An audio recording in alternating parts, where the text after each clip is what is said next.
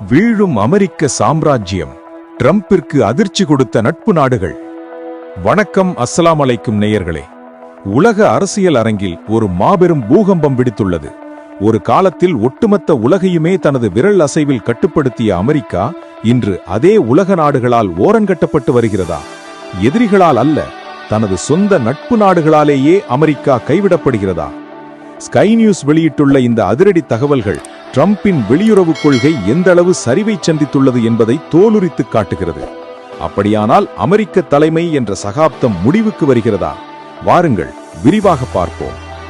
ட்ரம்பின் தனிமையும் நட்பு நாடுகளின் கிளர்ச்சியும். Donald Trump தனது சமூக வலைதளங்களில் கோபமாக பதிவிடுவதோடு சரி, ஆனால் நிஜ உலகில் என்ன நடக்கிறது தெரியுமா? பிரான்ஸ், ஜப்பான், பிலிப்பைன்ஸ், பிரிட்டன் என அமெரிக்காவின் மிக நெருக்கமான நட்பு நாடுகள் கூட இப்போது ட்ரம்பிற்கு தெரியாமல் ஈரானுடன் ரகசிய பேச்சுவார்த்தைகளில் ஈடுபட்டு வருகின்றன. இது ஏதோ ஒரு சாதாரண வாரச்செறிவல்ல, இது உலக அரசியலில் ஏற்பட்டுள்ள ஒரு மாபெரும் மாற்றம்.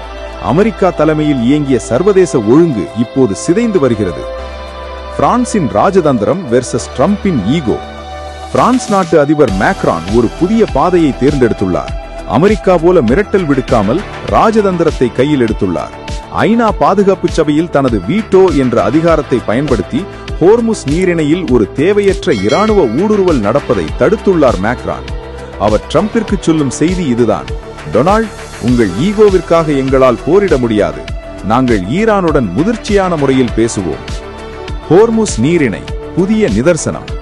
இன்று ஹோர்முஸ் நீரிணையில் ஈரானின் ஆதிக்கம் தவிர்க்க முடியாததாகிவிட்டது. அங்கு கடந்து செல்லும் ஒவ்வொரு பீப்பாய் எண்ணெய்க்கும் ஈரான் $1 முதல் $3 வரை வரி வசூலிக்கிறது. இதை கண்டு கத்தினாலும் பிரான்ஸ் மற்றும் ஓமன் போன்ற நாடுகள் இந்த யதார்த்தத்தை ஏற்றுக்கொண்டு ஈரானுடன் நேரடியாக பேசி வருகின்றன. இதன் மூலம் அமெரிக்க தடைகளை மீறி ஈரான் ஒரு முக்கியமான சர்வதேச பங்காளியாக உருவெடுத்துள்ளது.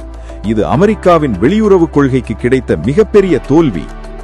ட்ரம்ப் தனது வியாபார நிறுவனங்களை எப்படி திவாலாக்கினாரோ அதேபோல அமெரிக்காவின் வெளியுறவுக் கொள்கையையும் இப்போது திவாலாக்கி வருகிறார். கனடா, இந்தியா, பிரேசில், ஆஸ்திரேலியா போன்ற நாடுகள் இப்போது அமெரிக்கா இல்லாத ஒரு புதிய வர்த்தக மற்றும் பாதுகாப்பு வளையத்தை உருவாக்க தொடங்கிவிட்டன.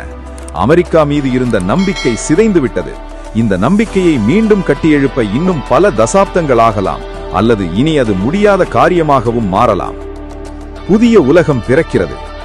உலகம் இனி அமெரிக்காவிற்காக காத்திருக்க தயாராக இல்லை. அமெரிக்கா இல்லாமலேயே தங்களை ஒழுங்குபடுத்திக் கொள்ள நாடுகள் பழகிவிட்டன. சமீபத்தில் ஹோர்முஸ் நீரிணை வழியாக தடையின்றி சென்ற பிரான்ஸ் நாட்டு கப்பலே இதற்கு சாட்சி. அமெரிக்கா முதலில் என்ற ட்ரம்பின் கொள்கை இன்று அமெரிக்கா தனித்து என்ற நிலைக்கு தள்ளப்பட்டுள்ளது. நண்பர்களே, நீங்கள் என்ன நினைக்கிறீர்கள்? அமெரிக்காவின் ஆதிக்கம் உண்மையிலேயே முடிவுக்கு வந்துவிட்டதா? உங்கள் கருத்துக்களை கமெண்ட் செக்ஷனில் சொல்லுங்கள். இந்த வீடியோ உங்களுக்கு பிடிச்சிருந்தால் லைக் பண்ணுங்கள், ஷேர் பண்ணுங்கள்.